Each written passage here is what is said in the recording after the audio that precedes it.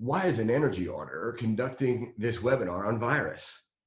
Because some commercial efficiency consultants believe that a safety and liability from sickness is really just as important as reducing a building's utilities.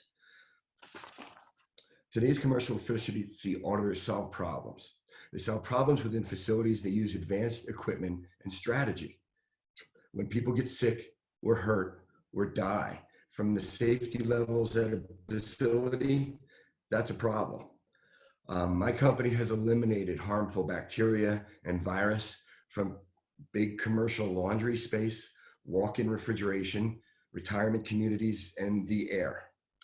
I've been long researching the superbug virus, and I've been certified by NORMI, the National Organization of Remediators and Mold Inspectors. NORMI is one of the few certifications available involving air quality, safety, and the measurement and elimination of mold and bacteria and virus. By the way, science has long known that bacteria and virus are growing stronger and more resistant to vaccines and medicines. And this won't be the last more resistant superbug that we're going to see. So we should prepare ourselves for this new age. And you're going to learn methods today to get through it. Energy auditors really must have faith in concepts that you can't see, but you can detect or measure, like watts, lumens, heat exchange, delta T, amps, CO2, and bacteria and virus. As a matter of fact, it was this chart. And it's my hope that after all this mess, Americans maybe have more concern for the planet. And it was this chart in 2008. I was a loan officer in the midst of a real estate crisis, and I had to reinvent myself then. And I read an article that contained this chart, and I was astonished. 800,000 years this represents. And you can see how the red line, the temperature, follows the blue line, the carbon. And when I noticed the blue line breaking through this chart in 2007, I knew that something needed to be done. And I jumped into the environmental marketplace. It changed my life. Okay, so why is this enemy different? First of all, it's 5 times more contagious than the flu. 5 times. Now let's put that into perspective. There's a vaccine for the flu, and still 40 to 50,000 people a year on average die from the flu. And this is 5 times more contagious. This thing's strong. It's able to survive on hard surfaces for days. We're talking doorknobs, handrails, countertops, elevator buttons. These are major sources of contagion spread. This thing is airborne. It spreads to others from a distance. I recently saw a story on the news about a restaurant in New York. It showed the floor plan of a single person who had COVID. And then it showed the floor plan of the 9 other individuals that caught COVID that day. Did it go through the air conditioning ducts? They don't know. But it spread more than 6 feet in that restaurant to individuals that were across the room. So it's seriously dangerous. There's also a recent story of engineers from the Florida Atlantic University who did a bit of a cough test with a dummy. And they made simulated lungs and they pushed a fluid through that you could detect with UV light. When they made the dummy cough, those microfluids, those droplets as they call them, are not just droplets. They are gravityless microfluids that are in the air spreading. It went well beyond 6 foot. 2 minutes later, it was dispersed up to 12 feet out in a cloud that was lingering.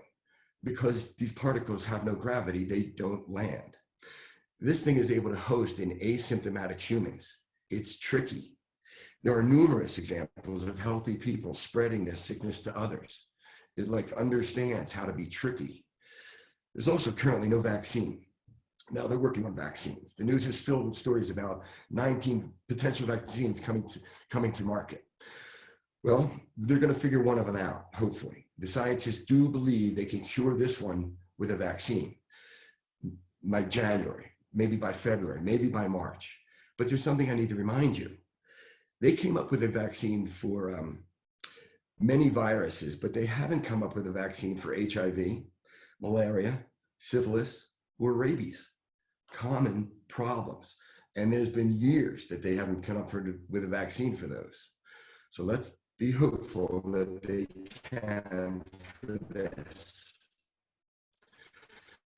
Now, I want to put this in perspective. Let's get serious for just a second. We're climbing to 75,000 dead Americans at this point. Vietnam War killed 60,000 Americans. Korean War killed 55,000 with 10,000 missing. World War II killed 400,000 Americans. But it was the Spanish flu that killed 675,000 of us. So vaccines are serious, so viruses are serious matters, and we cannot take this one lightly. So what's the ammunition we need to win this war? First of all, we need medical supplies. What's wrong? We don't have medical supplies. I mean, American businesses are efficient. I guess they set themselves up to make enough medical supplies to keep us going, during normal times. Why keep unused machinery around or something? Well, I want to tell you a quick story about what happened to me was this virus came on. I was building a home here in Conifer. I sat back down at my desk in January because the home is almost done. I noticed, and I maintain about 20 relationships with Chinese LED suppliers, street lights, building lights, tubes, strip lights, all of them. I need all these different suppliers. And these salesmen are good. These salesmen and ladies are on the email to me almost every night. And they were telling me about how scared they are of this virus raging through China, that they might be closing the factories soon, that I should place my LED orders now if I want them. They even emailed me from their home, reminding me how frightened they were and that everyone is now locked down and they're sorry they can't deliver LED. They then told me they might be coming back to their factories soon. And when they did, everyone was forehead checked. It must have been a week later, I began getting solicitations that I didn't expect. K95 masks, surgical masks. Like, okay. I mean, it was February. Late February. And I'm absorbing this information and thinking it's strange. Well, then came forehead thermometers, hand sanitizers. They had stopped making LED light bulbs. The premier of China must have looked out over the landscape and said, you 14 companies switch to this. You 11 are making med suits, goggles, glasses. My company now has access to all medical supplies, even ventilators. I got an ad for ventilators last week, and they're affordable. Now we've got to get this stuff over here. And I understand our federal government is confiscating things at the border. So I am part of the World Trade, Association, and can import products here. And I do all the time, light bulbs. And the federal government has never confiscated light bulbs. However, it's a new age. We have new suppliers. They happen to be in Asia. We need to adjust our supply lines. We need to find these suppliers. We need to find people that have access to these suppliers. We need better medical supplies for our frontline medical workers. My God, our doctors are in trash bags. They're not in protective wear. We need better protective wear here, and they're not gouging us with prices. We just need to get it over here. Okay, enough of that. Testing. We only need 600 million of them. Well, there's 360 million Americans. And to do testing right, and testing is one of the major keys to getting us back to normal. We've got to test everyone in retirement communities, in prisons, frontline workers, supermarket workers. They've all got to be tested. And it's going to be more than just one test for those folks. There will soon be home tests. There's many tests now trying to get through the FDA, but there's many layers of these testing. Forehead testing can check to make sure people are not feverish, but that doesn't do it. We need real tests. There's plasma testing going on there. There's probably 12 different types of other tests going on. They all need the little vials. They all need the swabs. They all need reactive agents, and they're all different. So it's crazy. It's like the Wild West to try to get to these tests. But I have a prediction. I think it's going to be 2 weeks before I begin getting solicitations from my Chinese LED suppliers offering home tests. Let's hope that's true. We need home tests. Contact tracing. This is the other major key to getting us out of this crisis. Contact tracing. It's done with medical detectives. Well, my gosh, the way this thing is out of control, we would need an army of them. And it's hard to contact trace. We have to try to find the person that's been next to that person or near that person in the last several days.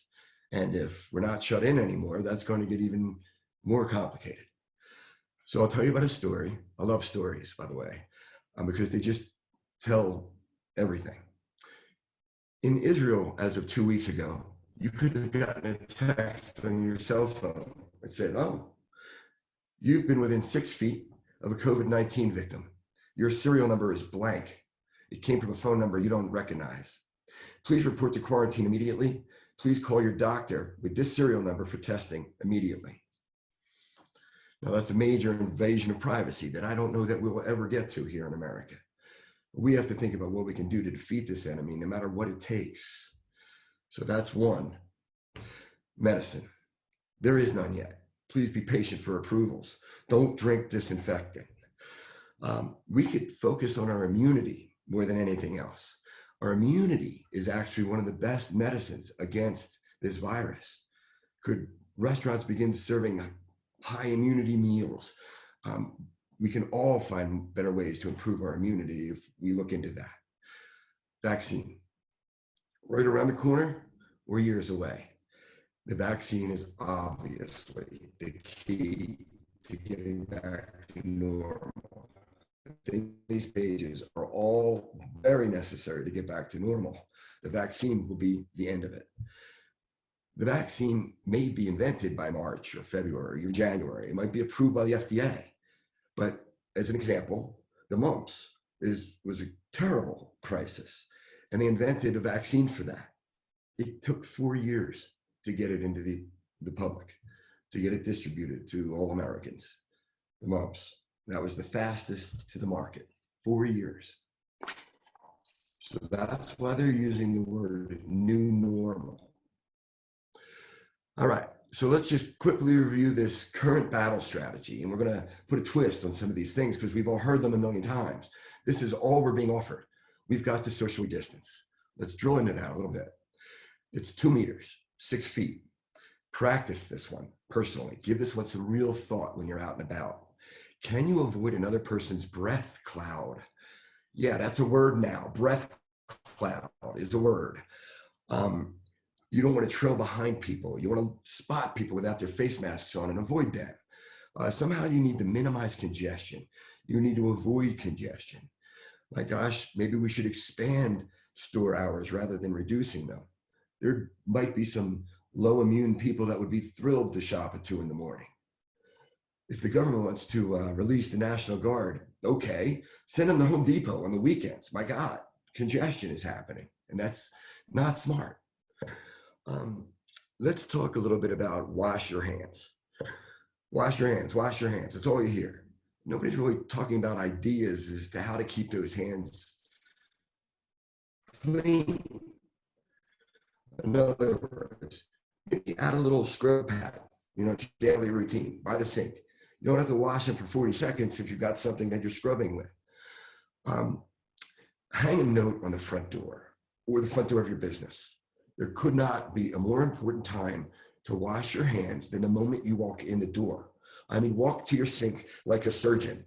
Those hands have infection on them. You need to get to your sink, hang a note on your front door, stay after your family. They must get to the sink as soon as they walk in.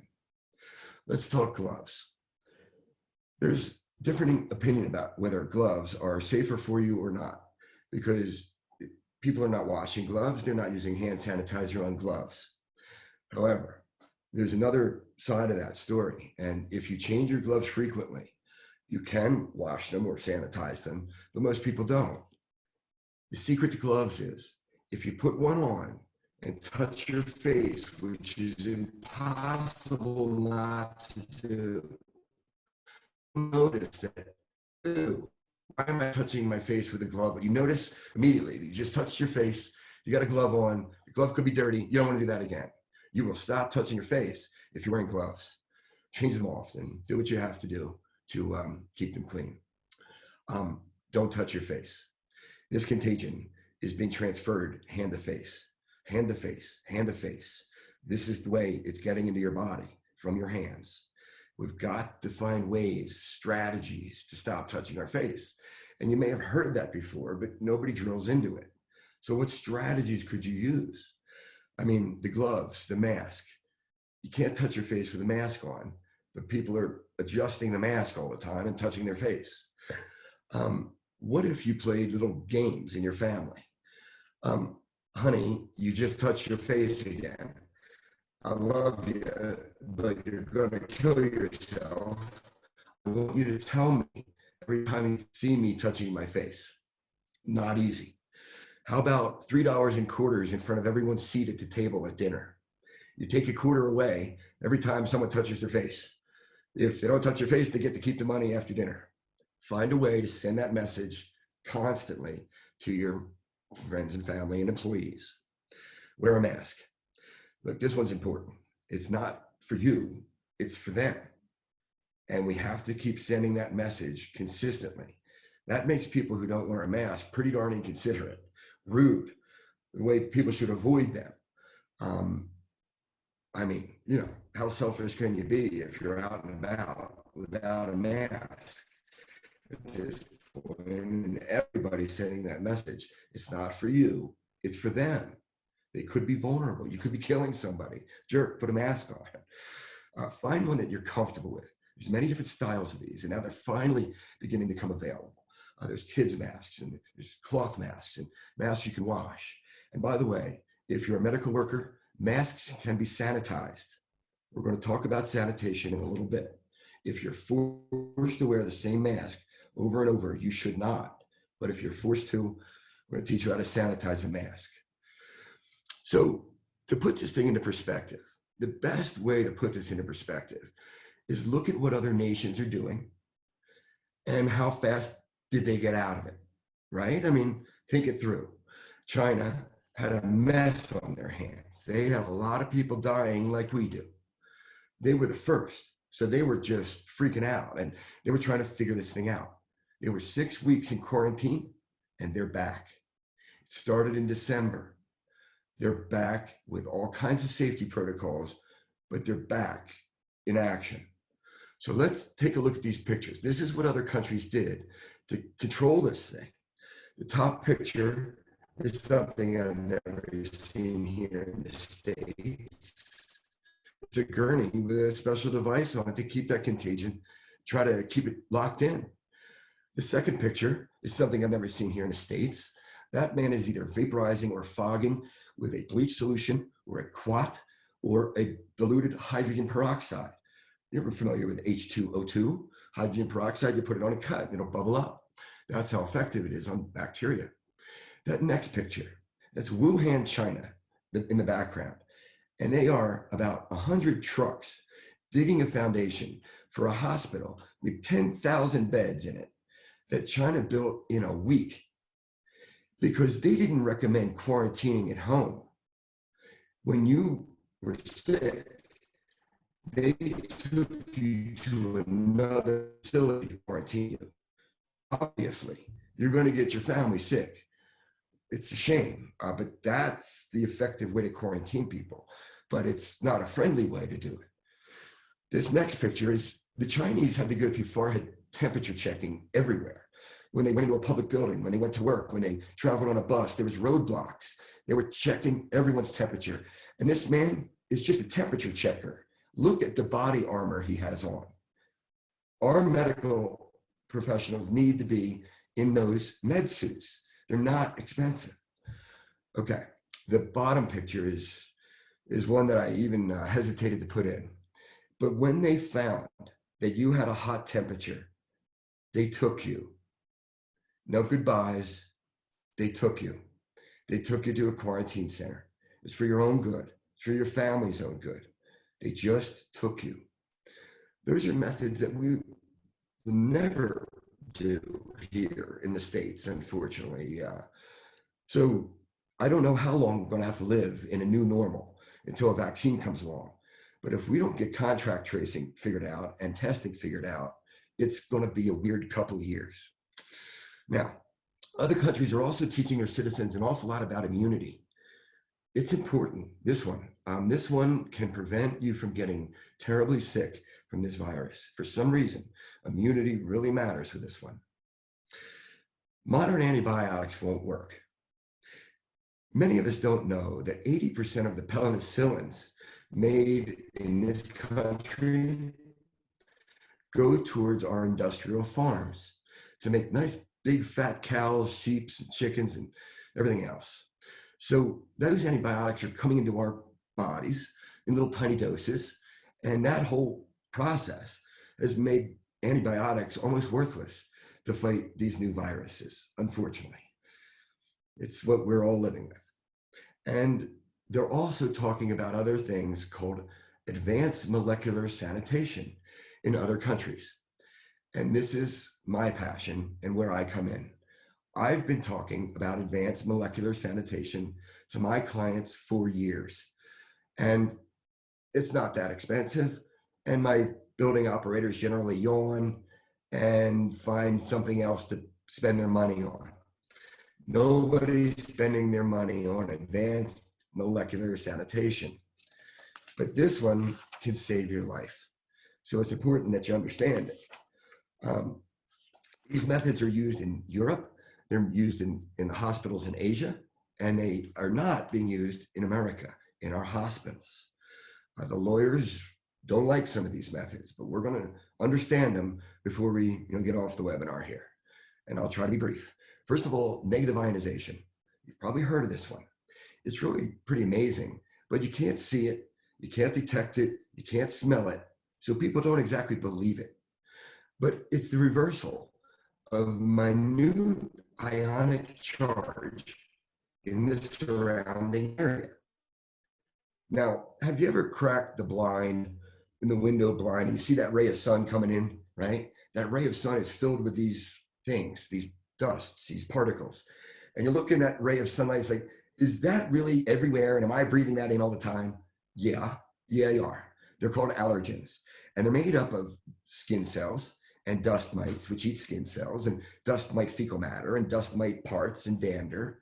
And it's disgusting. And bacteria and virus grab onto these floaters, I call them, and they take a ride. And they will ride right into you. If you reverse that ionization in the room, it's like a magnet. Positive to positive, they resist each other. Flip that magnet around and they're going to stick. That happens with these allergens, and they clear the space from the room. Just try it if you're allergic to cat dander. They will really clear the floaters from that room. UV light.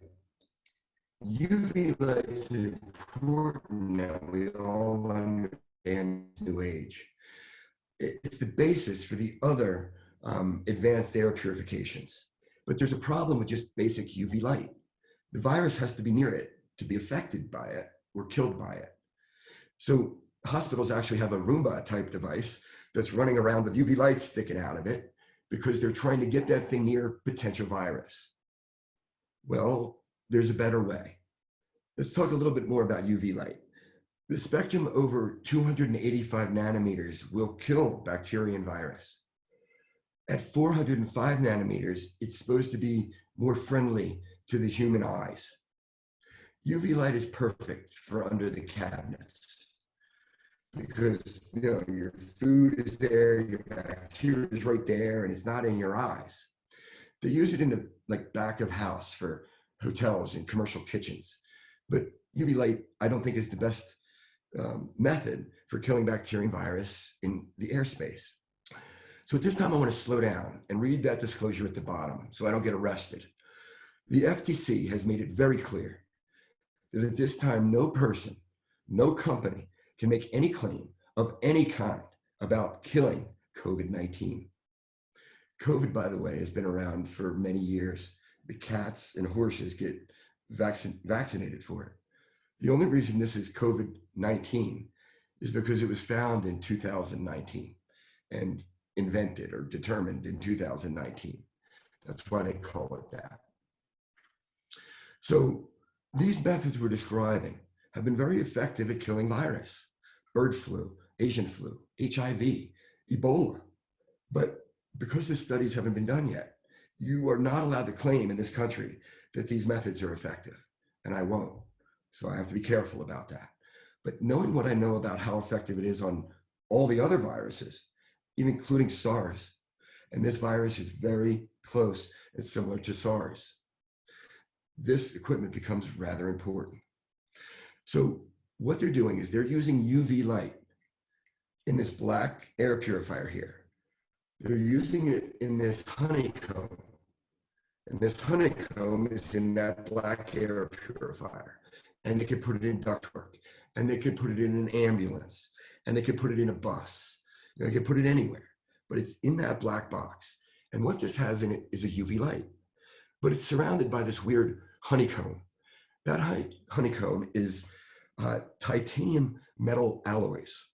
And when the blue light is specially tinted and in this honeycomb of titanium alloys, it creates what they call hydroxyl radicals.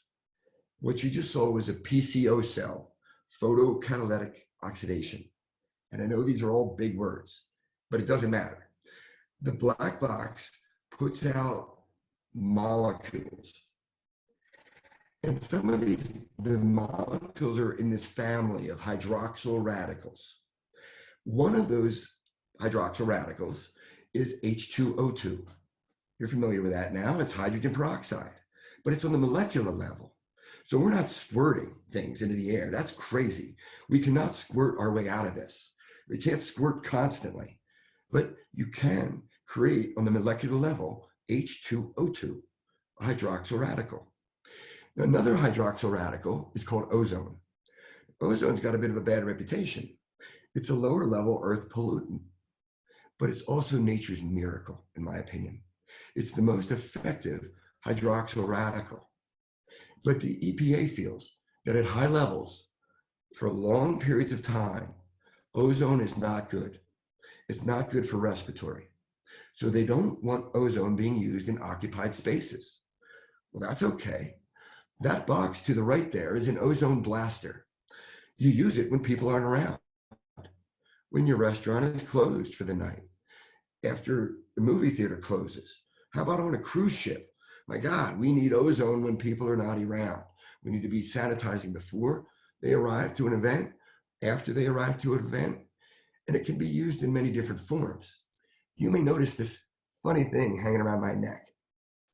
This is an ionic generator. It puts a cloud of protection around my personal space. It forces away bacteria and virus from coming anywhere near me. That little device goes in your gym bag. You recharge the batteries, and it puts ozone into your gym bag to kill bacteria. I promised I'd teach you how to sanitize a mask. You put this guy into a shoebox with a mask, and you're going to kill bacteria and virus on that mask. Here's one for the car. What would nurses need on their way home to their family? They've got COVID all over them, man. There's ozone for your laundry. I mean, protect your family. Okay, one thing about ozone is it's kind of nice because it's got a short half-life. Ozone, I call it nature's miracle. It's O3. 3 oxygen molecules is all it is. That last oxygen molecule wants to bounce off. It wants to find a hydrogen. It's much happier there. So ozone, when you push it into a room, and you can push it into the ductwork, you can push it in with a fan, it's going to enter the room, it's going to get into the nooks and crannies, and it's going to kill bacteria and virus. Well, it also is not going to last very long. So it's nice that way. It can treat and go right away.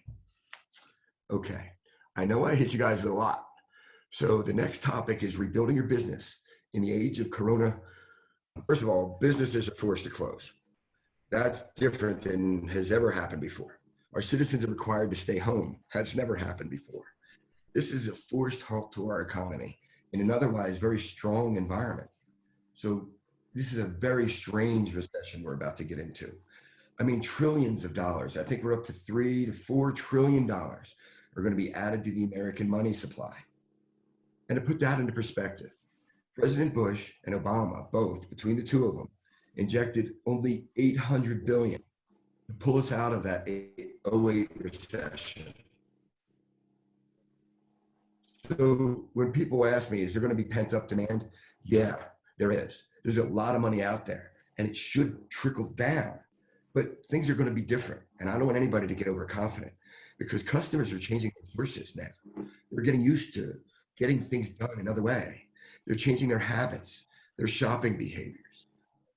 Expect people to be conservative when things reopen, even though it might be this weekend. I mean, it might not be. It might be a slow journey to a reopening. Jobs are going to be lost and businesses are going to close. So the reality of this thing is it's a scary time. People are changing the way they do things, and we have to try to keep up with it. Competition. What would the competition be like during the reopening? It's going to be fierce. It's probably going to depend on your segment. Is your product essential? How can you hold out until people feel safer? Can you convince people that your product, your service is safer? I'd like to think of a hairdresser example when it comes to this topic. A hairdresser, man, is an essential service. My hair is longer than it's ever been. Ladies need to get their hair done and dyed or whatever. Hairdressers are essential, right? But when things reopen, are they going to expect a flood to remain? I mean, ladies that used to get their hair done once a week might now go once a month because of fear. What about the couples that have learned how to cut their own hair? Men don't care. Some men are just shaving it. And maybe they'll stay just shaving it until things really do come back to normal, which is vaccine. So yeah, there's going to be some pent up demand, but hold your breath because it may not be like it was. So let's talk about competing in this new post-corona world. Expect adversity and adapt your product or services if you can. I mean, you know your product, you know your services like nobody else. Little Caesars, they're now charging by the app and sending pizza through a slot in a machine. Nobody touches it. WeatherTech, I saw a commercial where their products are non-porous surfaces. It's a stretch, but it's something. Auto dealers, they're literally leaving new cars in your driveway. Pay for them when you can, or we'll take it away. Can you move your product or service partially online? Dog trainer, exercise, find a way to get it online. I mean, keep your sphere engaged, keep your people engaged. I saw the other day that NASCAR and NBA, they're taking their stars and having them play basketball video in front of tens of thousands of spectators for some silly reason. They are keeping their fans engaged. Can you offer sanitation services of any kind or medical supplies of any kind? I spoke to an auto mechanic the other day and said to him, like, I have an idea for your shop. Have you ever heard of ozone? They said, oh yeah, we use ozone to knock out an odor in a car. I'm like, well, how's it work? He's like, night and day. It's amazing. I'm like, yeah, it kills bacteria and virus too. It's like, oh, okay. Like, well, if you picked up one of these machines, treat every car that comes into your shop, it would keep your guys safe. And wouldn't it be nice to give back a sanitized vehicle to your people? You could charge them for the service. You could give it away for free. You could attract customers because of what you're doing. You just make people feel safe. Yeah, let me think about it. Well, you've got to be creative in this market. You've got to think about it. Examine your skill set. Expand your knowledge right now. Take this opportunity to learn something about something. Assume this crisis is not temporary. What can your business do to aid in the recovery, maybe? I mean, people are going to remember and appreciate for refunding premium, McDonald's for giving free thank you meals, hotels for giving rooms to first responders. Rise up and use your creativity. I say understand and invest. Take the time to understand this enemy. Invest in the strategy or the equipment to keep your customers and your employees safe. I hesitated to give this example, but I'm going to call them an unnamed fast food giant. There's an unnamed fast food giant out there that we all may know about that had accidentally got people sick. I think people died. E. coli and salmonella is no joke. My small company has been offering passive refrigerator filters for years. It gets rid of moisture and odor and bacteria and virus. Did this fast food giant just not care? Did they not know about it? Did they not think it was important? How about their reputation, the scar and their reputation? I'm shocked that they're still alive. Man, bacteria and virus are important, and there's methods to get rid of it. Find them, use them. Make your efforts visible. I don't know what that's going to look like in your business, but you do. Find out. I mean, it's got to be visible. Does that mean a staff person who's purposely cleaning in front of your customers? Is it a visibly placed air purifier? Is it a well-written sign? Is it a touchless bathroom? Oh yeah, touchless bathrooms are very possible. I mean, not in all businesses, but the mechanisms are out there to walk all the way through the bathroom process without touching a thing. And there's even hand dryers that put out a plasma that kills bacteria. So these instruments are out there. I've read Hilton's COVID response action plan, right? 12 pages. It mentioned adding noticeable and visible sanitation efforts about 3 or 4 times. It's about being noticeable and visible in front of your people. They've got to notice the change. More astute customers are going to be looking for safer environments. Really think about what there it is. That's the picture I'm looking for. Astute customers might be looking for mechanisms, gizmos, ideas. This idea just came to me last week. I think it's going to retail for about $1,000, and there seems to be 1 million of them available. This is an IR face recognition thermometer. It can be put on a temporary stand in front of a chamber meeting. It can be attached to the wall of an office building, like temporary in front of a restaurant. You walk up and either it recognizes your face or not, but it certainly recognizes your temperature. And it green lights you to go into the meeting, the building, the restaurant, or whatever. Someday they'll open the door and greet you with your temperature. They'll tell you what your temperature is. For $1,000. People would see this going into a restaurant, like, wow, that's new. Oh my gosh. They're immediately recognizing that everyone in this restaurant is under 99 degrees in temperature. That's a start. That's a mammoth start. And you're going to see these, I believe, in many buildings.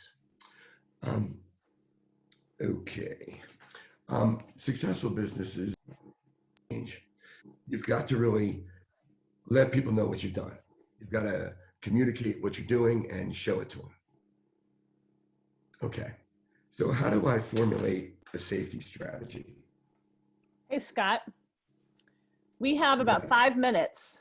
And I want to make sure we allow for time to talk about some of the supplies that are available. Is there something anything that you can finish up with? Yeah, this is the last page. Okay. So, and this is the methodology that people need to understand to reopen their business. So it boils down to 3 things: separation, sanitation, and communication. Separation in your business. You've got to think this through. Everything is now different. We used to love it when our store was packed. Now we've got to figure out why, when, and where your customers are congregating. And you've got to slow that down. Food and home retailers are now very busy. Could we expand their hours and not reduce them? Could we ask couples not to shop together? Could we hold cars in the street to reduce congestion? Could we set up full outdoor garden centers outside? Because that's what people seem to be shopping for right now. Those things can actually sit outside. See this picture up in the right here? I asked myself when I saw that picture, what would you do to get back into Red Rocks? Sanitation. How we sanitize before people arrive, during their visit to your store or shop, and then after they leave. Got to think through those three things. And communication. Oh, as far as sanitation, I wanted to tell a quick story. Mel, you had a chamber meeting set up for March 7th of this year. I think it was February 26th, and I called you and said, you're going to hold that meeting. Let me get into the church. Let me sanitize it before our guests arrive. Let me treat during the meeting. And I promised the church I will sanitize it after everybody leaves. So they don't have to be worried about virus. Well, we canceled that meeting, but we had a plan, and it could have worked. It is possible to sanitize before, during, and after. When you're communicating, communicate with the authorities, communicate with your staff, ask for volunteers for work, ask them for their ideas for sanitation, and communicate with your customers. Make sure they know what you're doing. You're going to require some unique solutions for every business. Will it be curbside pickup, touchless delivery, touchless bathrooms, keyless entry, extended hours, limiting occupancy, outside seating, sidewalk sales? We've got to figure out what our businesses will do. What good's going to come from this mess? This too shall end. Will we appreciate each other a little bit more? We appreciate nature. Will we act on global warming? Well, I'm hoping that we're smarter and safer after all this. Fool me once. We learn to respect tiny virus and bacteria and defend our buildings and our families. Will we have more faith in science and work harder to understand what we can't see? I think so. I hope so. Now, for anybody that missed this, the Evergreen Energy Expo is sponsoring a 3-day series where we're going to expand on these ideas dramatically. Because Melanie, I'm sorry, an hour just ain't enough to go over this. It's going to happen on Friday afternoon, starting May 15th, and then a week consecutive for an hour. We're really going to delve into these issues and give much more detail. So thank you for your patience. Excellent. Well, thank you. Maya, can you hear me? Yes. Okay. Thanks, Scott, for all of the information. I know we're running out of time, so I want to jump really quick over to Kiki and then to Denise to talk about the supplies that you have access to as far as masks, hand sanitizer, that kind of thing. So Kiki, go ahead and start, because you had an interesting conversation. You and I talked last week, maybe, just about the opportunity that you found. So go ahead and share with that. You're on mute. Can you hear me? Yep, I can hear you now. I won't take a lot of time. I just happened to partner with a local company in Thornton, Colorado. Through my daughter's cafe, she was having trouble finding sanitizer, waiting for it to come from hand sanitizer and surface sanitizer, waiting for it to come from China, worried about if she was going to get it. Anyway, I ended up partnering with Adams sanitizer, and we now have hand sanitizer and hard surface sanitizer that is readily available. The main component is an 8-ounce spray that you can, and it's an FDA registered and World Health Organization formula. It can be sprayed on your hands or sprayed on a surface. And the main thing for us is that it's locally made here in Colorado and it's readily available. And that was a huge thing for my daughter, opening her cafe or continuing to keep it open and being able to rely on a local manufacturing plant. They did car solutions, and they've converted most of their manufacturing to hand sanitizer and surface sanitizer. So it is available here, and you can contact me through the website. But it's very important for local businesses to, I think, to have something local and be able to readily get the quantities that you need if you need it in small quantities or large quantities. I'm not going to take any more of your time. Could you refresh with what your website is again? If you go to the hot deals on the Commerce site, I'm there.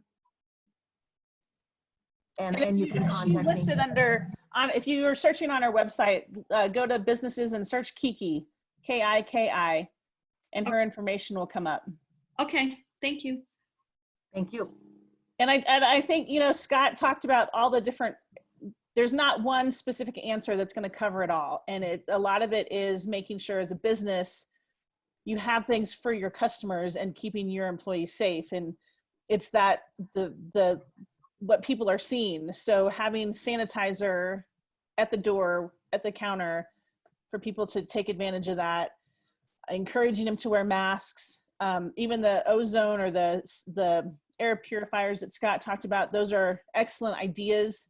Make sure they're visible, make sure people know that you're doing it so that they feel that comfortable, or they feel comfortable coming into your place. Add it to your website, communicate it on Facebook. Again, you can't say that you're killing COVID, but you can talk about steps that you're taking to help your staff and your employees, or your employees and your customers. So Denise, will you share all of the stuff that you have access to, please? Certainly. You know, of course, I've done hand sanitizer in the past, and now it's a little harder to get a hold of, but I still can get some of the traditional things in a wide variety. I'm surprised that even this morning, I had some suppliers offering 55-gallon drums of hand sanitizer. Wow. So it has surprised me a bit. Most of what I'm seeing available, it has become more of the cloth masks, so you can do a logo on it.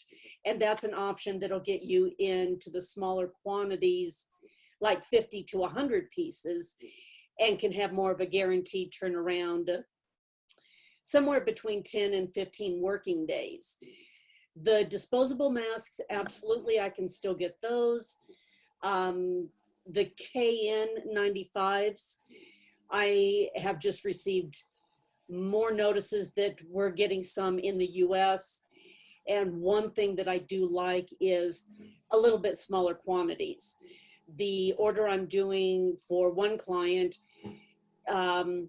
it came in the beginning. So we had to do 2,000 pieces, but now we're running on a 3-week, and it may skip out to a 4-week timeline. And I'm kind of stuck with that. So I'm looking for those items. Obviously, a lot of the disposable, like gowns, shoe covers, hats, I can get a hold of them. We have long turnarounds, but if you need lots of them, an option would be for several companies to get together and split up an order. So if we have to order 2,000 of something, maybe 4 companies can get together and order 500, you know, each take 500 out of it. I just recently got asked for the square bandanas, you know, the traditional ones. So I'm working on that. The bandanas that we now call tubular. So they're called gaiters, buffs, all those kinds of things. Some people like those instead. Even though I do kind of promote the put your logo on it, all of these can be purchased without any logo, and they'll come in faster. So it's a wide variety of things. And then I'm also starting to notice other things that I can help with, which is the floor graphics, sticky notes that you can print the whole thing with maybe a message that says this item has been recently sanitized. And then it goes maybe on the table or on the mirror or the counter or whatever, and it'll be removed quickly. So there's a lot of ideas, and I'm going to start trying to get some of those ideas on my website. And just, it's a change, and it's a new change that I still stumble over some of it because I don't understand it.